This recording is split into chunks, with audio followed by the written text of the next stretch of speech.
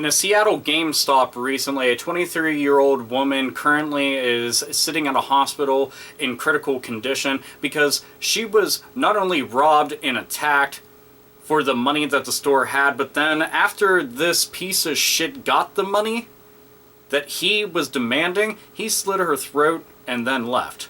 He got what he needed and then did that.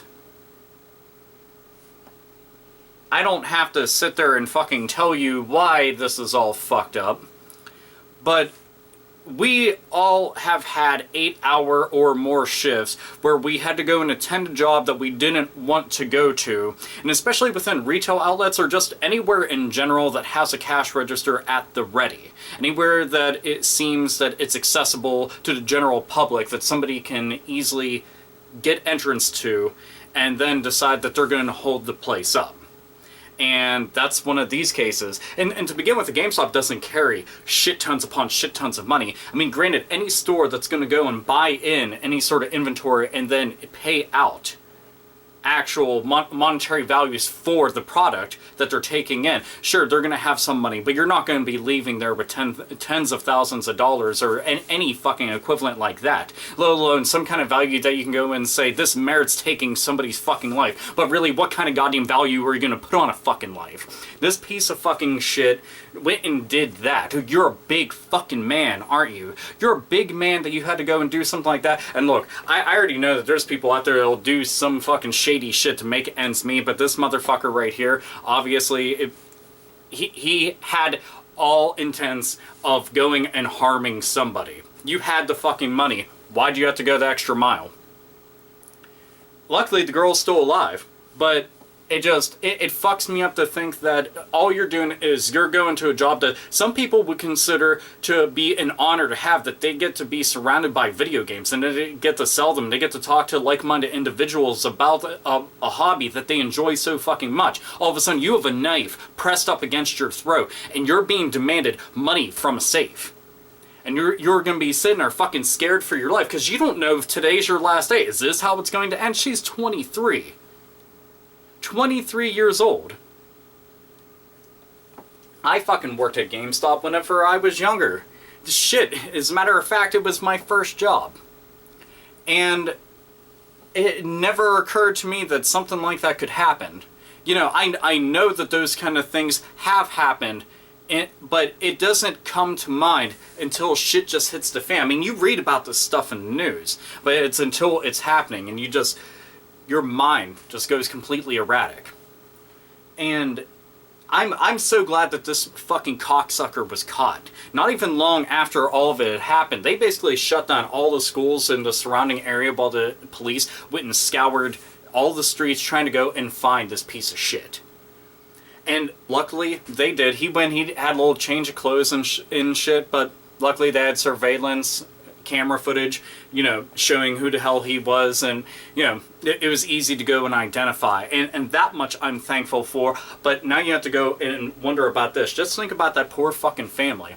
You know, your sister, your daughter, your girlfriend, whoever, you know, they're sitting on a hospital bed fighting for their life, all because this motherfucker wants to go and leave with what, maybe about $300. And that's how you end up looking at it. Somebody that you care about so fucking much. I've lost so many goddamn people in my life. I've had friends and fucking family and shit that have actually been murdered. And, you know, dude, that's all it's going to be going through your head is, are they going to make it? I hope that they fucking make it. And what you want to do to the motherfucker that caused all this to happen. You want to break every fucking bone. You want to do everything slowly and methodically. You want to make sure that they feel every fucking ounce of pain, describable, so that it can at least feel that things are starting to even out, and even then it's not going to be enough. And I always look at fucking pieces of shit like this. I'm like, attempted murder, you went in there but just for that couple $100, you needed that, and you need to go and take this girl's life, this innocent girl's life who was just doing her fucking job? I say this. I say your ass gets the fucking chair, gets a gas chamber, whatever. And somebody will be like, oh, you can't solve anything like that. Yeah, well, you want to know what? He tried taking her out of this fucking world completely. I wouldn't feel bad going and throwing the switch. Not one fucking bit.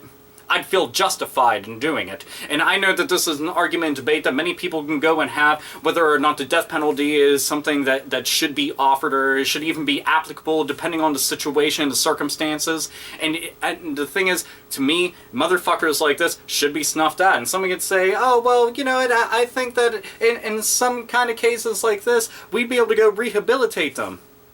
Doesn't take away the fact that he tried killing her. He tried. Luckily, she's fucking tough enough that she fought for her life and is still living. I hear about this shit and it just... Because I end up just applying a lot of this to, you know, shit that I've dealt with and that I've seen, you know, and just... lots of empathy, man. It's one of those things I hate motherfuckers like this. So desperate that you need to go to the extremes and then go overboard with it. I mean, to begin with, you already decided that you were going to go and rob a place. Then this. What the fuck? You're a piece of fucking garbage and you're worthless. But, you know, all I'm doing is fucking telling you the sky is blue and grass is green. Nothing. That's not fucking news that he's a piece of shit, but I can't help but to just say that because it's the only way I can verbalize what the hell is going through my fucking head right now, you know? But, again, just thankful that she is alive and well. You know, it's just... She's alive and well. He got caught.